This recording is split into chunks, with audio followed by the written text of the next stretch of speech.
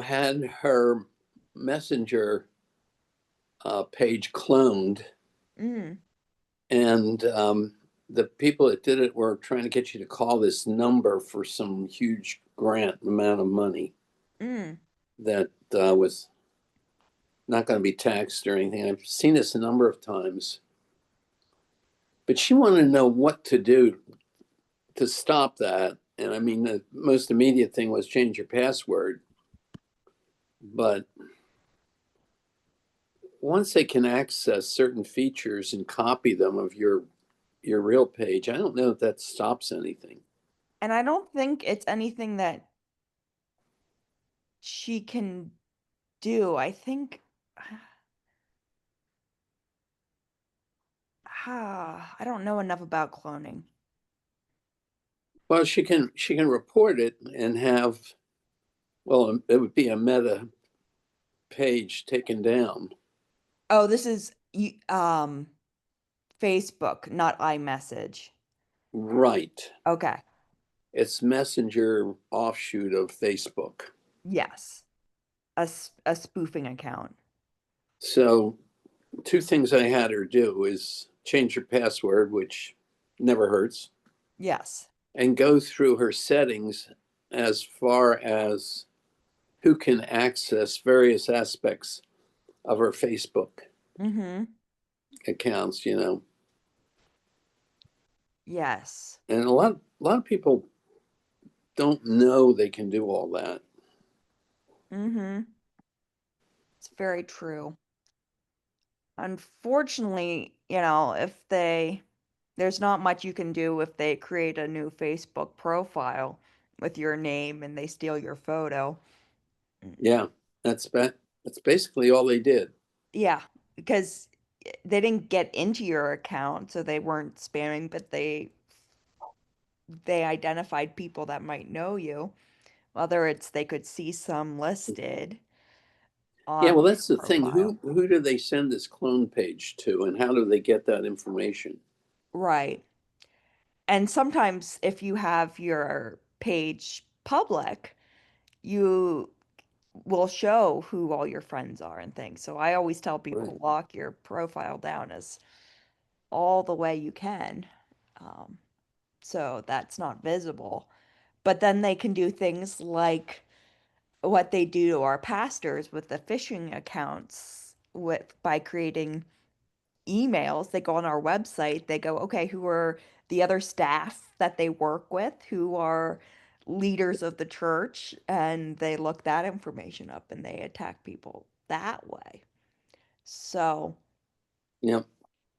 if you do a simple Google search on someone, you can learn a lot about them, where they graduated high school or college, you know. Especially in an organization like the church, where a lot of that stuff is out in the open. It has to be, but it Mm-hmm. certainly makes good fodder for this kind of stuff.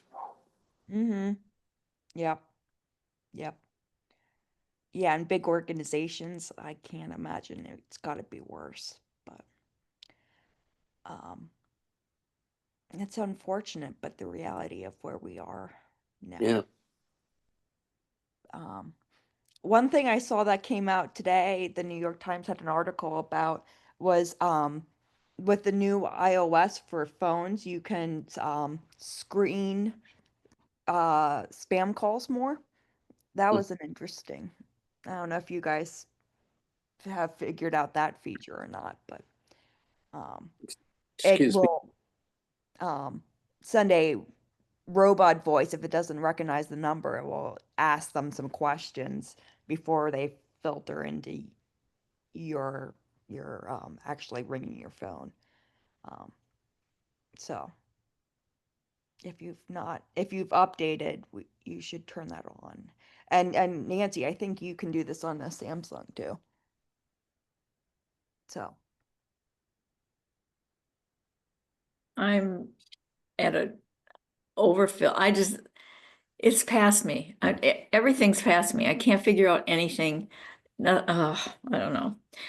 But I do have a question about you're saying make your password be really long and, Yes. you know, does that mean that all, the fact that it can be all lowercase, does that mean that like, if that's universal? In other words, like AOL says I have to have a special character and a capitalized thing, Mhm. and not AOL. Yahoo. Yes. I would still recommend doing upper and lowercase, like at the first letter of each new word, I would uppercase or, Okay. and add some numbers and things. Like Mhm. a lot of times when I create strong passwords myself, if I have a word, I'm spelling out a word that has a O in it, I'll use the number 0. Or if it's the number I or the letter I, I'll use the number 1 or something that E's and threes, I'll sometimes switch around.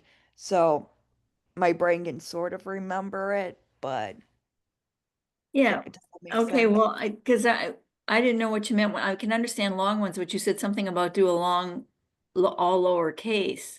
Mm-hmm. It, you still have to follow the rules that the company or the email set up, right? Like, Right. and they're not, and of course they're not standardized, No. some want this and some want that, you know. And sometimes I've tried to do a password that's like 30 characters long, and it's like, this password is too long, you can't use it. Um, I can believe that. I can believe that. Yeah. so it's a vicious cycle at the moment that Well, with different requirements, it kind of forces you to do different passwords, mm-hmm. which is not bad. Yes. It's why I recommend using a password manager that creates passwords for you that are even more detailed than what your brain could come up with.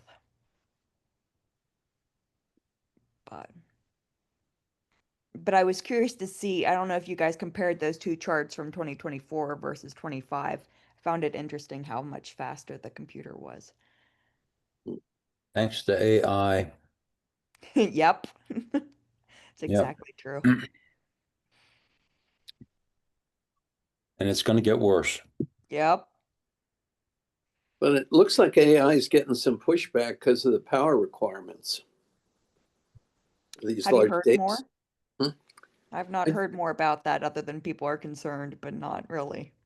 Well, there's a big installation coming in Delaware, and people are pushing back on it because they see their electric bills going up, but they don't see a benefit, immediate benefit from the installation. Mm, that's good. Be interesting to see what happens there. On my phone, Mm-hmm. when they're on my phone, they go to my desktop because Mm-hmm. it's connected. Um, but photos that I add to my desktop, like download into Google Photos, don't appear in my phone. Correct. Why not? Can I make them do it? You can. You would need to upload them to Google Photos. But Um, that's what I did. I mean, they were like, it was like a photo that I took. Well, let's see, I forget which one it was. Oh, it was the one you took of me for in the kitchen. Um, mm, I uploaded that to Google Photos. Um, and then I actually cropped it and did other stuff and had them there. And all the things I did were in Google Photos, but they didn't go into my phone. So if I wanted to send it through my phone to somebody, I couldn't do it. that's odd. Are your phone synced with Google Photos, I right? thought it was because anything that's in my phone goes to Google Photos, So it does that. It's just going back down, doesn't seem to be but syncing. only for something that was, yeah, something that was, well, I guess the only way I get photos in Google Photos anyway, otherwise it's through my phone. But you taught me that I could download other photos, like Mhm. photos that I've already taken and have on my desktop, just in the photo thing. Mhm. You taught me how to download it to Google Photos, Mm-hmm. but then it doesn't go to the phone. You know, I didn't check, yeah. I'm looking to see if there's some syncing thing that we need to turn on. Some stinking thing. Well, there probably is too, and I probably purposely didn't because I hate the idea that everything's sunk to everything. I know at one point you didn't want them synced, so we turned everything off. Well, I didn't want it synced to my old phone, and I was able to fix that. In the meantime, the old phone battery blew up. Well, it didn't blow up, it got fatter. And so I'm going to throw away the phone without anything else, because who finds a phone, they're not going to buy a battery for an old phone to see if there's anything on it. So, but I did get it off of it, I think. Okay, back up and sync.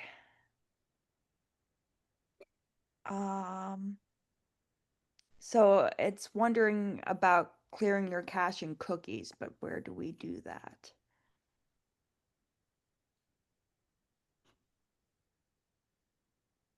Let's see.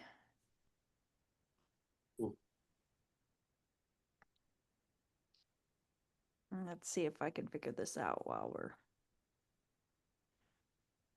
maybe you'll see something that I'm not seeing. So, location. I'm wondering if does that all go to the cloud? It should. Google is the cloud, so. So that's what I'm thinking it's not, and I don't know why. Because remember on my last laptop, they had said that they didn't, that it wasn't working right, and I had to do something else. And so now I don't know if it's still not working right, but on the other hand, if it's going from the phone to the desktop or the laptop, it's going through the cloud, right? Yes. So see, that's why I want to go live on a desert island. I hear ya.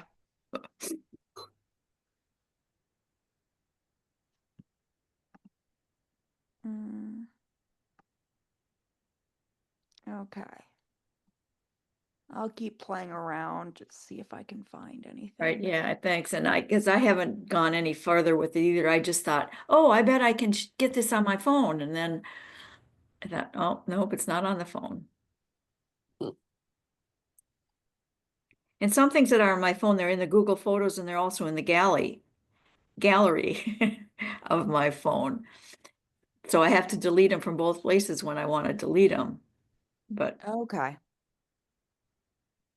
Oh, that's Chrome. I don't want to do it in Chrome.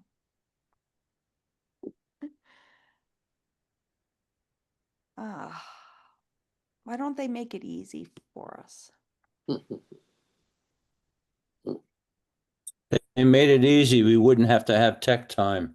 This is true. And we wouldn't want to give that up. right. Correct. What else would we do on Thursday mornings? I mean, Right. really. Right. And we cover other good stuff. Okay, back up and sync. You stayed in.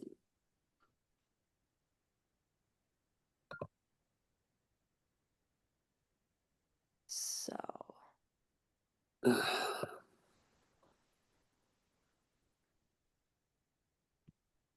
computer. So at the top right, create and add photos. Oh. Oh, come on, kiddo. Hey, I want to be in the play. Yeah, right. So Oh, she was persistent. Let's play. Nancy, Yes. import No. photos. No. What's it saying? So add, then oops, open.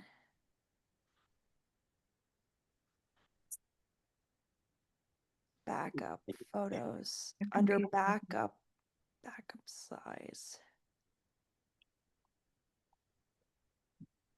Make them on your device. Interesting, because it says learn what happens when you back up your photos, because sometimes it says it's backing them up and sometimes it says it's not. I mean, it either doesn't say it or says not backed up. And if you click on it, does it like start doing that for you? I mean, no, it just is like a notification, Hmm. I think. But it's probably my fault because someplace I probably screwed it up because I don't want anything in the cloud, but I guess I gotta bite the bullet and let them hack my cloud too.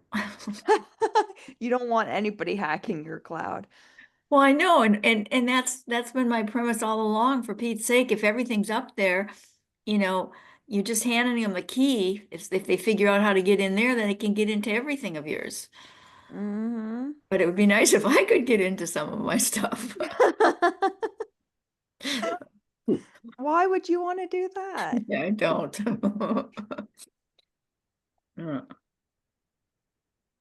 Okay, I thought I had it, but clearly not. Well, and for that one picture, may it be anything the way I took it? I mean, I just said copy image to Mhm. put it on my desktop, and then from there downloaded it and it worked. So I figured that was great. That should be the case.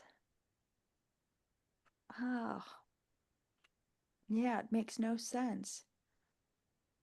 Makes no sense. Okay.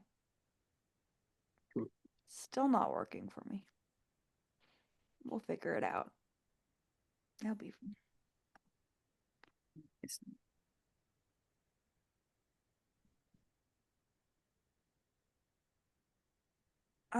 It looks like maybe you can do it better on your phone. If you go to the app and under settings for the photos, there should be a sync button. What app are you going to on the phone? In your settings, Yeah. go to photos.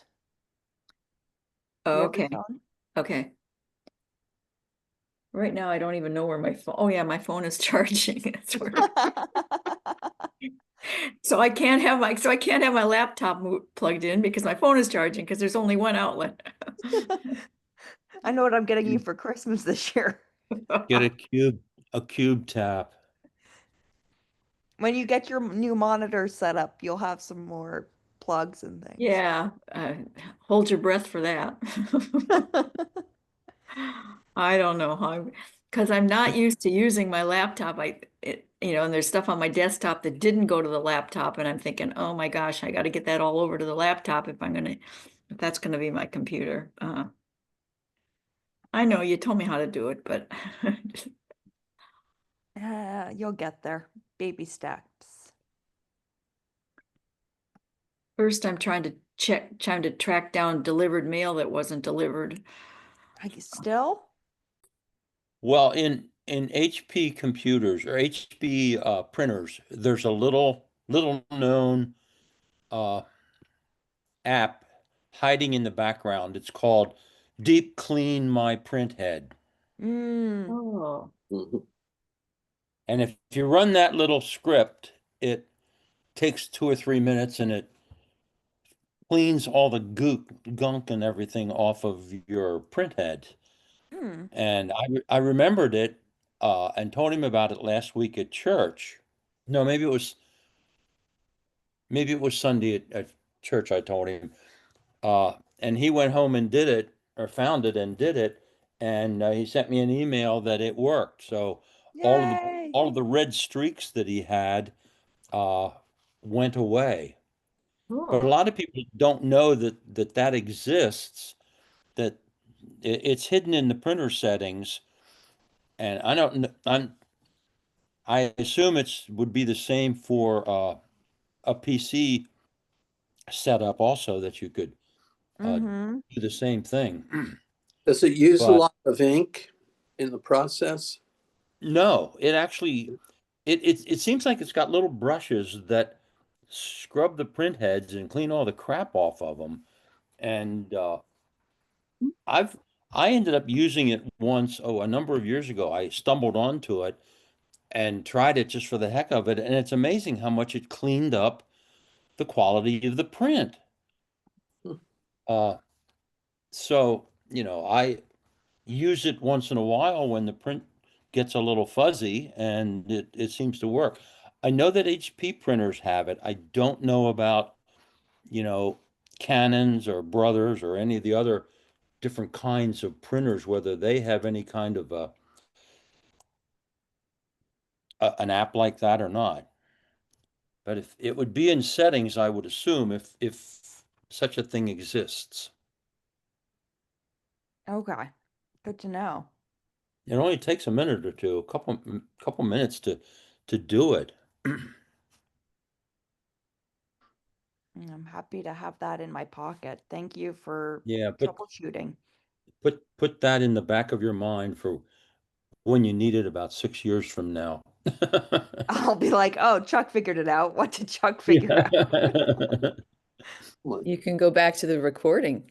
Yeah. There you go. Yes. If it's still accurate information, they probably changed the Yeah. settings. Yeah, I don't remember. I had looked for something on my new printer and I haven't seen that, but I had seen that on my old one. So but I wasn't looking for that. So hopefully it's still there. Yeah, like I say, if it's an HP printer, I would pretty much put money on the fact that it's there. Uh, I don't know if the other different print companies uh, have anything like that or not. It certainly works. There's no question about that, and it makes your printing look a heck of a lot better. Good. It's probably not a bad thing to do every couple months to just. Yeah, it probably wouldn't hurt. I normally just wait until I have need for it, that it gets a little fuzzy. Mm-hmm. I know I don't do it every 3 months. I don't need to do it every 3 months, that's for sure. That's true. Well, Nancy, I didn't find your answer yet, but something that I found interesting, if you've not done this, if you're a Google user and you haven't set up a plan for your digital legacy, you should probably set that up. It's what happens when you get hit by a bus one day and Hmm. people need to get into your accounts and shut things down, or do you want your account to live forever? So, Where do you get that?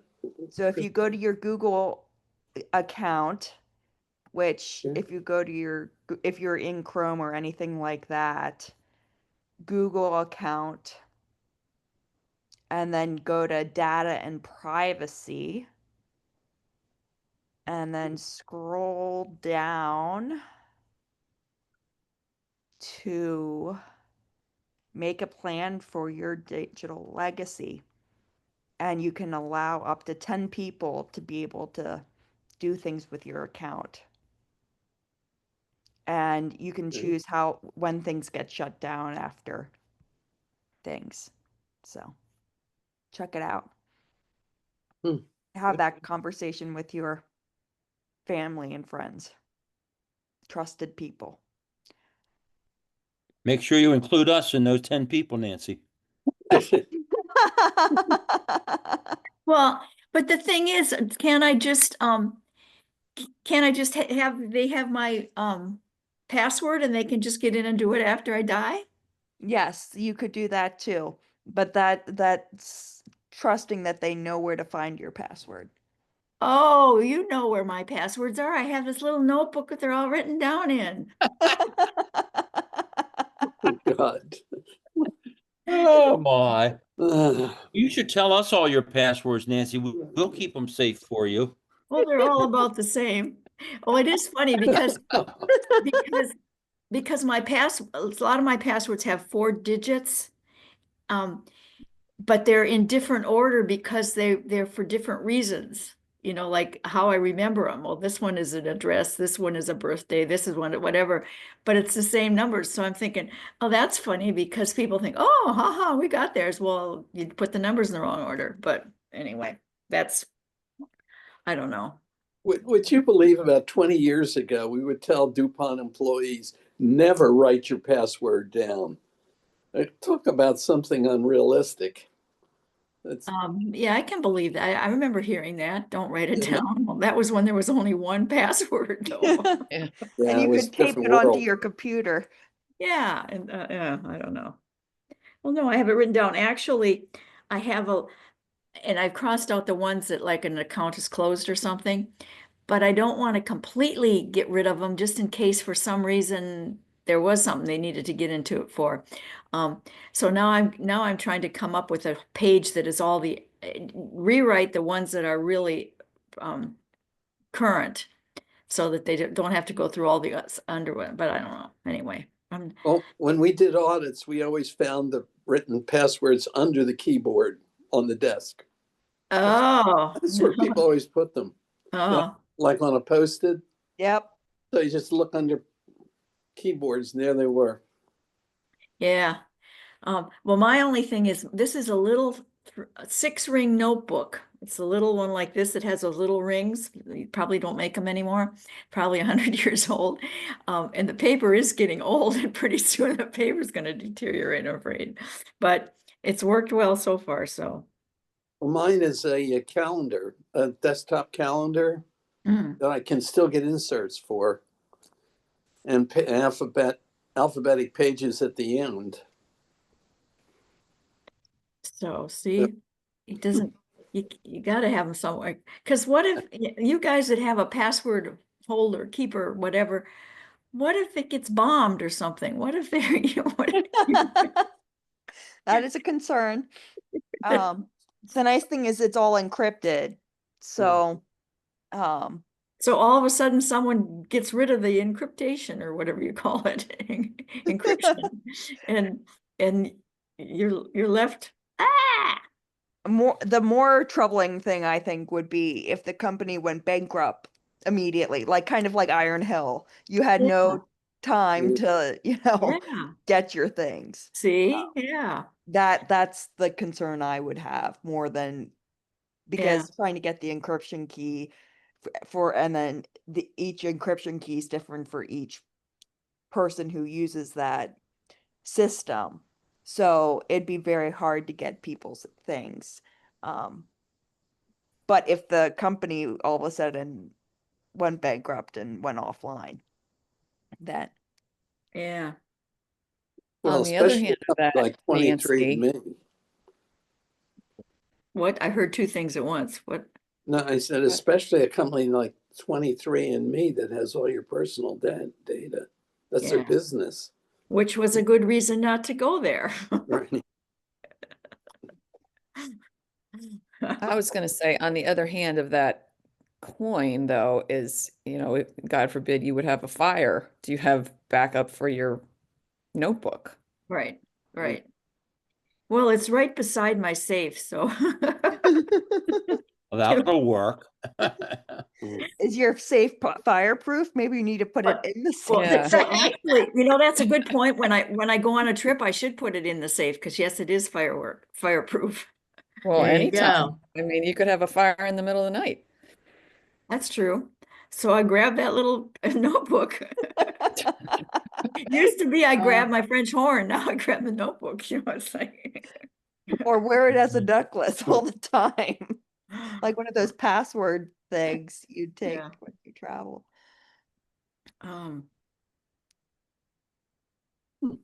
Yeah, there's no perfect answer for this problem, unfortunately. There's no right. There's a flaw no matter what system you use. So the question is which system do you want to go with? And guess what? It won't be my problem. Yeah, right. Oh, Lordy. Uh, Ah. Yay! I mean, we can fix Nancy's issues. A success story is always good. So we use USAA for our insurance, and they send me emails regularly, like with every monthly bill. So I got one earlier this week that said, you have a message about possible fraudulent activity on your account. And it looked like a legitimate email from them. All their emails have a blue border around them. And up at the top, it said the sender was USAA, but since you've taught us, I just clicked on that, um, sender info. And it looked legitimate until the very end. It said USAA.customerservice.Ricky. And I'm like, okay, who's Ricky? Who's Ricky? So so I went to a different USAA email that I knew was from them because it was about our bill. So, and I signed into our account and I went to where the messages are. There's a little spot that says if you have messages. So I clicked on the messages and there were some unread ones there, but nothing about a possible fraudulent activity. So I got to thinking, okay, this doesn't sound right to me. So I went to the website looking for how to call them to alert them about this possible fraudulent activity. Wasn't finding the phone number, but I found a section that if you get an email or a text that you think is fraudulent, please send it to this address.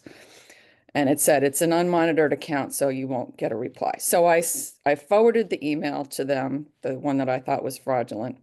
I forgot to say there was a big green button on it that said, click here to get your message. So I wasn't doing that. So I sent the email to them and I immediately got back an automated reply that said, thank you for sharing. It helps us cut down on fraud. And this is the way you can tell that it's a legitimate email from us. And it says up on the top, it says Security Center. It has your name and the last 3 digits of your member number. So I went back to the email that I thought was fraudulent and it said Security Center, but it did not have my name or my number. And as opposed to the ones about the billing that did have that information. So my antenna went up when I did what you taught me to do, Lynn. Yay! great, yeah. Yay. Great. That's a wonderful success story. So It's too you, bad. Yeah. Ricky didn't get his email. Nope. After I realized that, I just deleted that email and that's it. I'm impressed that that organization has an email that you can forward all their the Yeah. spam stuff to, and they have the automated here's how to tell. Yeah. Wish more And places. that's not a problem if you forward a fake email or something, because I've wondered about that. Like if something came from someone and I thought it wasn't really from them, could I forward it back to them and say, hey, is this you? Or would that mess up everything? Like, would that be, Like if I sent you thought you got a if one of my emails looked fraudulent, you could forward it to me and you go, are you sure this is you, Lynn? okay, okay. That's a good, I don't think of that unless it happens and I'm thinking, oh, I don't know if I should do that. But that gives the person a chance to see what it is too, is what I was Mhm. thinking, that what people are, people I haven't heard from in 20 years, all of a sudden that sends me an email. I'm thinking, are you even still alive? It's like.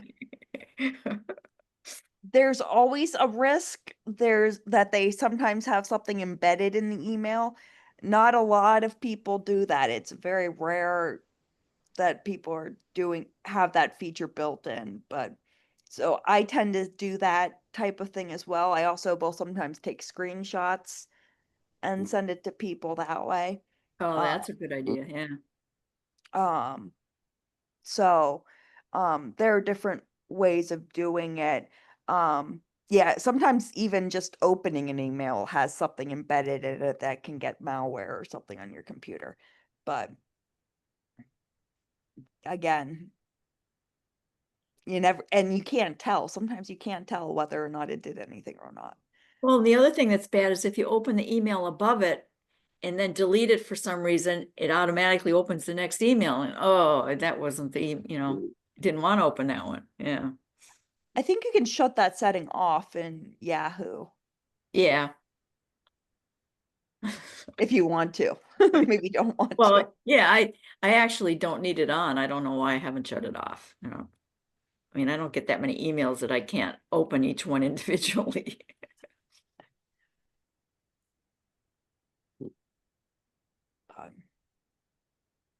But yes, it's exhausting work to check these Well, emails. and to your point about me having two accounts for the planning thing, church, whatever it Yes. is. I don't, the one that was apparently the one when I was doing the sound stuff is the one that Eric is contacting me with. And so when I tried to open it, I forget now how that worked. Anyway, it made me go in, it made me put in my number again. Well, all right, back up. I have a shortcut, a bookmark, whatever you call it, to my open real new one. But this one came, and that's how I knew it was a different account, is it still had my little picture and everything. But when I wanted to open it, it made me get a number, ask them for send me an email with the number I have to use. So I knew I was opening a different account than the one that I had already bookmarked. But I don't know how, if they're together or not, because it still had my new little picture with it. So it's, Is it it wanted the two-step authorization for you yeah. to put the code in? If it doesn't automatically save your login information each time, it will want you to do the two-step authorization to make sure that you are who you are. Yeah, but well, that's why I think it's a different one though, because the one I have, the new one, isn't a two-step anymore. I just click on the bookmark and it's open. Okay. So I don't know. I don't care. I mean, I haven't tried to figure out what to do with it. I mean, I didn't need to answer. Well, actually, what Eric had sent was a thing for the signups, Mm, and he sent it to email. I actually sent it to my email and to the um, planning, and it came up not church center or whatever it's called. It came up planning name. center. Yeah, Yeah. And that's what's confusing because the company that oversees this app is called Planning Center, right. but the app's called Church Center. And so I've been trying to just use Church Center for folks so that they're not confused with different names. But Well, you might want to ask Eric how he's sending the stuff then. Maybe he's sending it from the old one.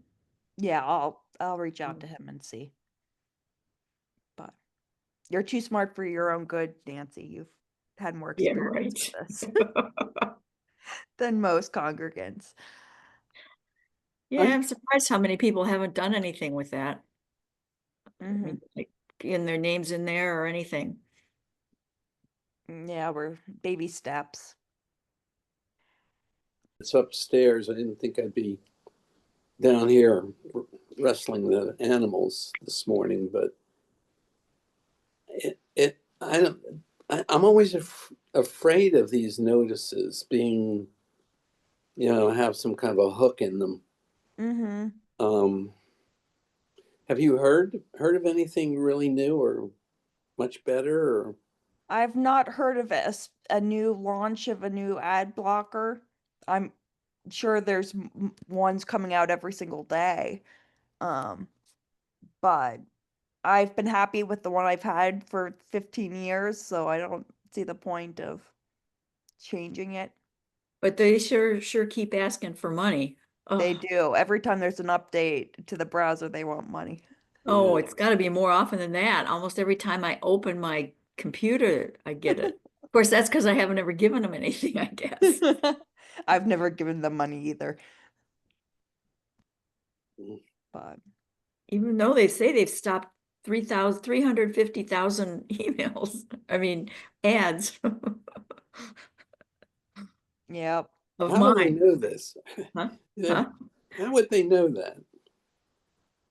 I don't Just- know, but you know what? In my Yahoo, the mail, there's like a rotating thing that comes up with like, well, basically 15 different things. I don't know, it's a Yahoo thing, different articles or stuff. And number 5 is blank and it says advertisement, and number 10 is blank, and number 15 is blank. So they are actually blanking out those ads too, that that Yahoo thinks I'm getting. Mm-hmm. well, Well, and now some of the browsers have built-in ad blockers and things. Like I was on my iPad reading some articles and things, and it's like stop the ad blocker, and I was like, I stopped the ad blocker. Why is it not working? And then I realized that the browser itself had one, and I had to shut that off. Mm. So that was Brave, if you guys use Brave, but yeah, always something. Anything else